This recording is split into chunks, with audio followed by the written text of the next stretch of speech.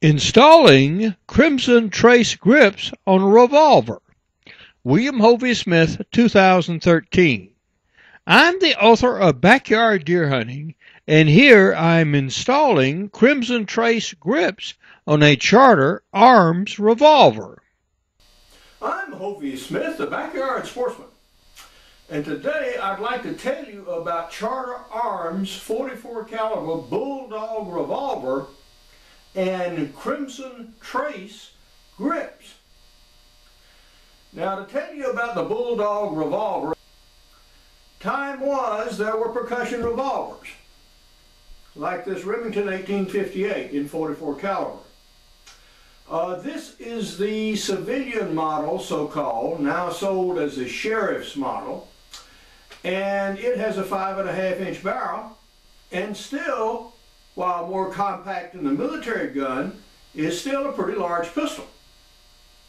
There was a need for a smaller revolver that was still of large caliber.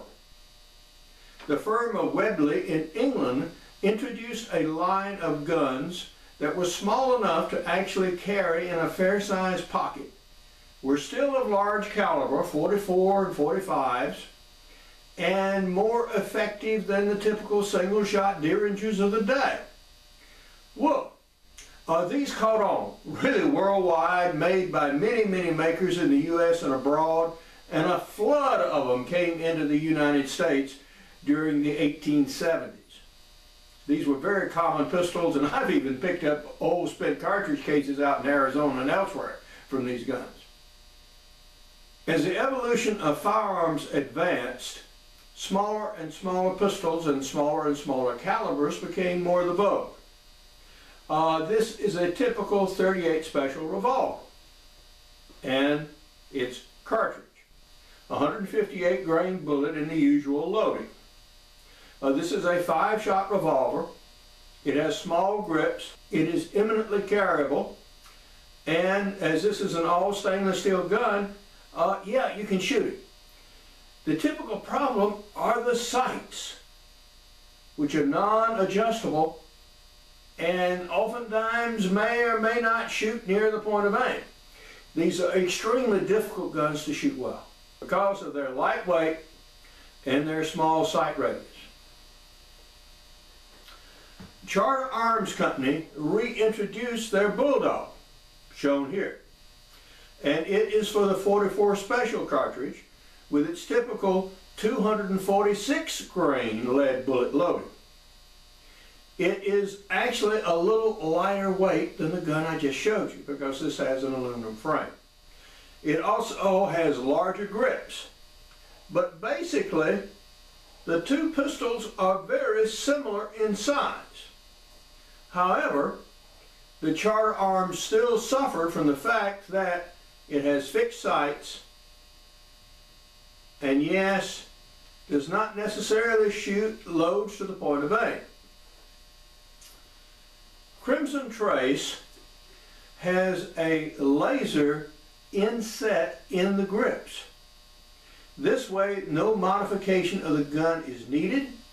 You just change the grips and that puts the sights on the gun. Then you have something that you can adjust to a variety of loads and actually get something that shoots to the point of aim. In addition, it has the advantage that it actually projects a red dot right here. If somebody sees a red dot down there in the middle of his chest, he may decide to give up. Well, unfortunately, Guy, it's probably too late because the guy on the other end is already pulling the trigger. Sorry about that. All right, so we're going to bring the camera up and show you how to install the grips. We're now ready to actually install the grips. And we did the non-Guy thing, and we actually read the directions. Yeah, all right. So, we have extracted the batteries that were in the packet that came with the gun. Now they go in this grip, and there is a little lip down in the back of the grip, and you actually push the battery under the lip, and then you press down like yay, and it snaps into place. And the positive ends on both batteries go up. So, okay, we've got the batteries in. Now, to remove the old grips, the Charter grips actually have one retaining screw. And so you get your screwdriver, turn out the screw,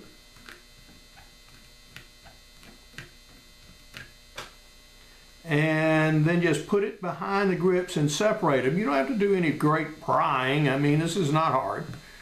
All right. Now, each particular grip is a little bit different. The Charter Arms guns require a little plastic shim, and that's what this is. This fits over the top here. The longer screw goes in the bottom hole. And again, use a properly fitted screwdriver so you don't bugger the screws. And the shorter one goes in the top hole here with the same precautions.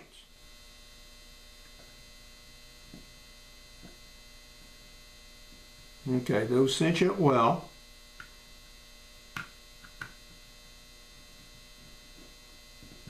All right, when the screws are properly attached, there should be no gap in this seam here. So now we have the laser in here. You do not point this laser at your eye to see if it works. But, okay. So now you have the laser effectively installed. There are two things that they require as well. You have two warning labels. One, danger. This thing has a laser on it now. Okay. That is attached to the frame, like this. Okay. Got that? And you also have one that points to the laser source itself. So there's no doubt as to where that laser is. And you attach it like yay. All right. So now we have completed the laser installation. This is the first time that I have shot this gun. And so I'm going to shoot it from a stool. And I'm also shooting at a zombie target down range at 15 yards. Now there are 3 heads on the target. And I'm going to be shooting at the left-hand one down there and see if I can put one right in the middle of the forehead. And that's going to be my aiming point. So the gun is loaded. So we're about to see.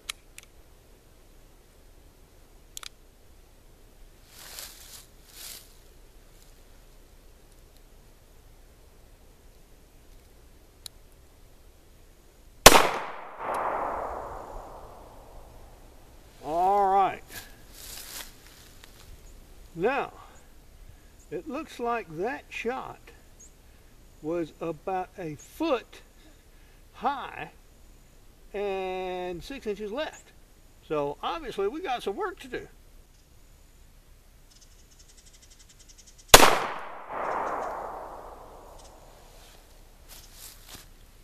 Yep. So we're going to do some sight adjustment here.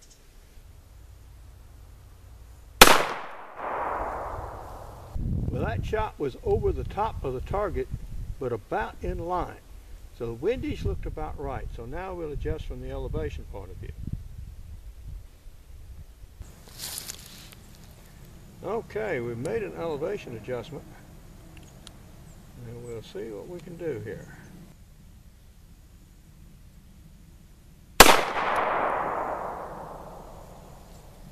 Well, that one was right between the eyes. But I do want to shoot a little bit better than that. We're going to take back a little bit maybe. And try one more.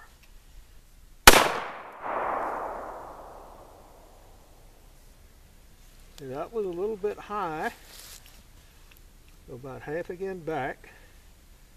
And we should be about on. I realize it may be difficult to discern between which is me and which is the target, but the first two shots did here. My first adjustment was centered but way high. Then we adjusted down and we shot here, made a slight adjustment, came up, split the difference, so we should be about in here somewhere. And the next shots I'm going to fire at this friendly fellow right over here, and we'll see how we do.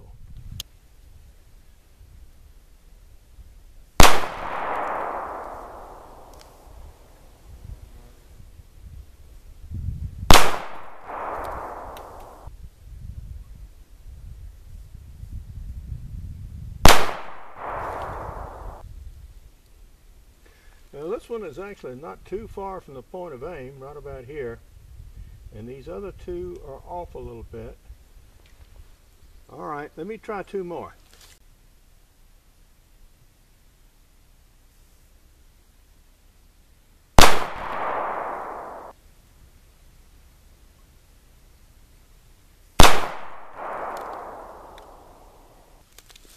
Okay.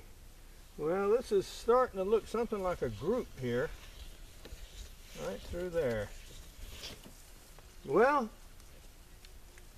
not really precision shooting, but for this light of gun, yeah, that's about as good as you might be able to get. Alright. So what the takeaway here is, laser sights are no. Get them in close before you shoot. Besides backyard deer hunting, I have other books like Extreme Muzzleloading, Crossbow Hunting, and Practical Bow Fishing available as softcover and e-books. I have an 8-book e-book series coming out in 2013-14. A lot of these are published. Now coming out in 2014 will be hunting with muzzleloading revolvers, where we'll mount a laser sight on a Walker pistol. Shooting with laser sights is different than shooting from iron sights. You look at the dot with both eyes and you pull the trigger when the dot is on the target. For more information on my books, blogs, and videos, go to my website at www.hoveysmith.com. Good hunting and good eating from the outdoors. Goodbye and God bless.